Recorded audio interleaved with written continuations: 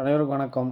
இன்றைக்கி நம்ம வீடியோவில் வேர்ல்பூல் ஏசி கஸ்டமர் வாங்கியிருந்தாங்க. நம்ம போயிட்டு அன்பாக்சிங் பண்ணி இன்ஸ்டலேஷன் பண்ணி கொடுத்தோம். இது வந்து ஒன் டன்னு பார்த்தீங்கன்னா உங்களுக்கு யூனிட்டே பார்த்தீங்கன்னா ரொம்ப காம்பேக்டாக, இன்டோர் அவுட்டோர் ரெண்டுமே காம்பேக்டாக தான் இருக்கும். 1 டன் மாதிரியே இருக்காது. நம்ம லாஸ்ட் டைம் ஒரு வீடியோ போட்டிருப்போம். பேனாசோனிக்கில் வந்து 0.9 டன்னு ஒரு ஏசி போட்டிருப்போம். அதே மாதிரி சேம் இன்டோரும் காம்பேக்டாக தான், ரொம்ப சின்னதாக தான் இருக்கும். அவுட்டோரும் ரொம்ப சின்னதாக தான் வரும். உங்களுக்கு அவுட்டோர் மெஷர்மெண்ட்லாம் பார்த்தீங்கன்னா இது வரையும் அது இருக்கிறதுலே ரொம்ப சின்ன சைஸ்னே வச்சுக்கோங்களேன். அந்த சைஸ் இருக்கும். மேக்ஸிமம் இது வந்து 1 டன்னால உங்களுக்கு மேக்ஸிமம் ஒரு 10, அதாவது 10x10, அதாவது 100 ஸ்கொயர் ஃபீட்டில் மேக்ஸிமம் கவர் ஆகிடும். ஏன்னா இது 3 ஸ்டாரு. கஸ்டமர் வந்து ஆஃப்லைனில் தான் வாங்கியிருந்தாங்க, நியர்பை வசந்தன்கோ. ஒவ்வொரு ரேட்டு பார்த்தீங்கன்னா கஸ்டமர் நிறையா பேர் ப்ரைஸ் கேட்குறீங்க. உங்களுக்கு ஷோரூம் வைஸ் ரேட் டிஃப்ரென்ஸ் கண்டிப்பாக இருக்கும். அது வந்து உங்களுக்கு எக்ஸ்ட்ரா வந்து சப்போஸ் இன்ஸ்டாலேஷனில் இருந்து மற்ற எதனா டிஃப்ரென்ஸ் கண்டிப்பாக இருக்கும். இதுக்கு நம்ம சைட்டை அன்பாக்சிங் பண்ணிவிட்டு, சைட்டை விசிட் பண்ணிவிட்டு, நம்ம சைட்டை செக் பண்ணிவிட்டு, கஸ்டமருக்கு எல்லாமே எக்ஸ்பிளைன் பண்ணிவிட்டு நம்ம இன்ஸ்டலேஷன் பண்ணோம். இதில் வந்து உங்களுக்கு கம்யூனிகேஷன் ஒயரு, 4 கோர் ஒயரு கொடுத்துருவாங்க. ரிமோட்டு பேட்ரி இதெல்லாம் இதிலே வந்துடும். டேப்பு நம்ம பேனாசோனிக் கேஸில் சொல்கிற மாதிரி இதில் டேப்பு மட்டும் வராது. இதில் இன்டோர் கனெக்ஷன் ஒயர் வந்துடும். கார்டு ஒயர் இதிலே வந்து உங்களுக்கு போர்டிலேருந்து ஒயர் எடுத்து கொடுத்துருவாங்க. இதில் ஒயிட் கலர் ஒயரே வந்துடும்.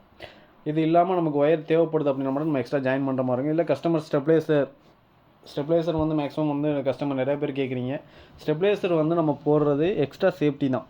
நமக்கு ஏசியிலே பார்த்தீங்கன்னா உங்களுக்கு இன்பில்ட் ஸ்டெப்லைசர் தான் இப்போ வர்ற எல்லா ஏசியுமே மேனுஃபேக்சரிங் பண்ணி ப்ரொமோட் பண்ணி நமக்கு சேல்ஸ் பண்ணுறாங்க. ஆனால் நம்ம வீட்டில் வந்து இண்டிபெண்டன்ட் ஹவுஸாக இருந்தால் கண்டிப்பாக வோல்டேஜ் ஃப்ளக்சுவேஷன் இருக்கும். வோல்டேஜ் செக் பண்ணிவிட்டு லோ வோல்டேஜோ ஹை வோல்டேஜோ வருது அப்படிங்கும்போது நம்ம எக்ஸ்ட்ரா சேஃப்டிக்காண்டி ஸ்டெப்லைசர் போட்டுக்கலாம். ஸ்டெப்லைசர் போடுறதா இருந்தால் டபுள் பூஸ்டர் ஸ்டெப்லைசராகவே போட்டுக்கங்க. நிறைய பேர் வந்து சிங்கிள் பூஸ்டரே போதும் அப்படின்னு சொல்லி போட்டுக்கிறீங்க. ஏன்னா ஏசியிலே பார்த்தீங்கன்னா உங்களுக்கு வோல்டேஜ் கவரேஜ் பார்த்தீங்கன்னா சிங்கிள் பூஸ்டருக்குள்ளே தான் கொடுப்பாங்க. அது நீங்கள் இன்னொரு சிங்கிள் பூஸ்டரை யூஸ் பண்ணுறது வேஸ்ட்டு. அதுக்காண்டி ஒன்ஸ் போடுறீங்க, டபுள் பூஸ்டராக போட்டிங்கன்னா பெஸ்ட்டு. இது வந்து பார்த்திங்கன்னா சைட்டு நம்ம இன்னர் ஜாயின் பண்ணுற மாதிரி ஆகிடுச்சு. பேக் சைடு பார்த்திங்கன்னா நம்ம ஆக்சஸ் பண்ணுறதுக்கு ஆப்ஷன் இல்லை. அதே போல் பேக் சைடு ஒயரிங்லாம் வந்துட்டு இருந்தது. எலக்ட்ரிக்கல் ஒயரிங் எல்லாமே நம்ம மெயின் ஒயரிங்லாம் அங்கே தான் கொடுத்துருந்தாங்க, மீட்டர்லேருந்து வர லைன் எல்லாமே. அதனால் பேக் சைடு நம்ம டேரெக்டாக அவுட்டர் ஜாயின் பண்ண முடியலை. இன்னொன்று வந்து இதில் ஒரு ஃபெயிலியர் என்னென்னு அப்படின்னு சொல்லிடுறேன்.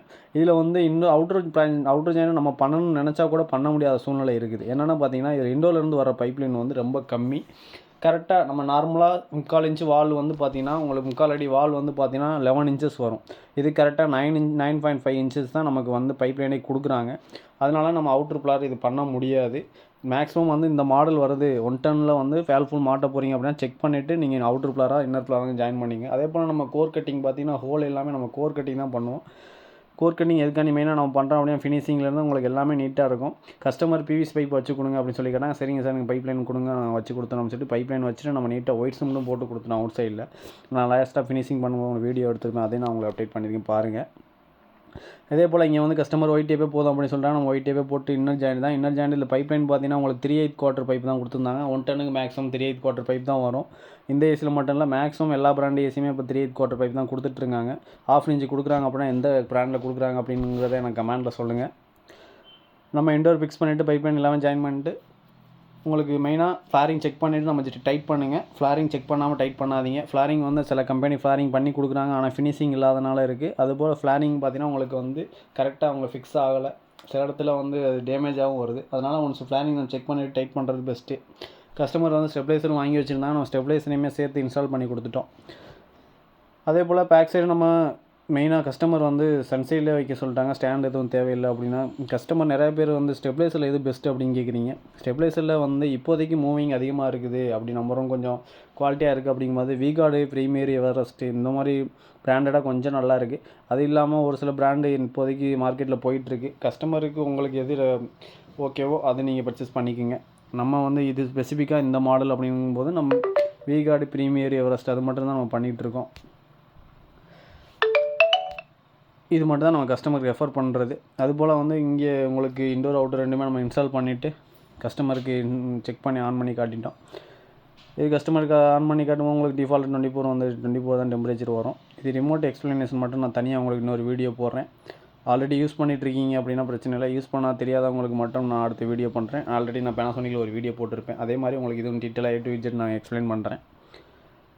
ரெண்டுமே இன்ஸ்டால் பண்ணிவிட்டு கஸ்டமருக்கு ஆன் பண்ணி காட்டிடும். அதே போல் பேக் சைடு நம்ம ஒயிட் சிம்மில் போட்டிருப்பேன், அதையும் நான் நீட்டாக உங்களுக்கு காட்டினேன் பார்த்துங்க. ஏன்னா மெயினாக ஒயிட் சிம்மில் கம்பல்சரி போட்டுருங்க.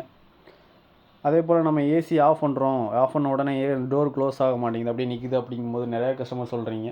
இப்போ வர்ற மாடல் மட்டும் இல்லை, லேட்டஸ்ட்டாக வர்ற இன்வெர்ட்டர் மாடல் எல்லா டைப்புமே வந்து கம்ப்ரஸர் ரன்னிங்கில் இருக்கும். நீங்கள் ஆஃப் பண்ணாலும் கம்ப்ரஸர் டோட்டலாக ஆஃப் ஆனால் மட்டும்தான் உங்களுக்கு இன்டோர் க்ளோஸ் ஆகும். இப்போ வந்து பார்த்தீங்கன்னா இதில் வேர்ல்பூலில் வந்து உங்களுக்கு 60 செகண்ட், அதாவது 1 மினிட் வந்து இதில் டைம் ஓடிட்டுருக்கும். மற்ற ஏசிலாம் வந்து இதில் டிஸ்பிளேயில் காட்டாது. இது 1 மினிட் ஓடி முடிச்சதுக்கப்புறம் தான் உங்களுக்கு டிஸ்பிளே ஆஃப் ஆனதுக்கப்புறம் தான் டோர் ஃபுல்லாக க்ளோஸ் ஆகும். அதுக்கப்புறம் தான் நீங்கள் மெயின் ஆஃப் பண்ணணும். இந்த வீடியோவில் டவுட்னா எனக்கு மெசேஜ் பண்ணுங்கள். தேங்க்யூ.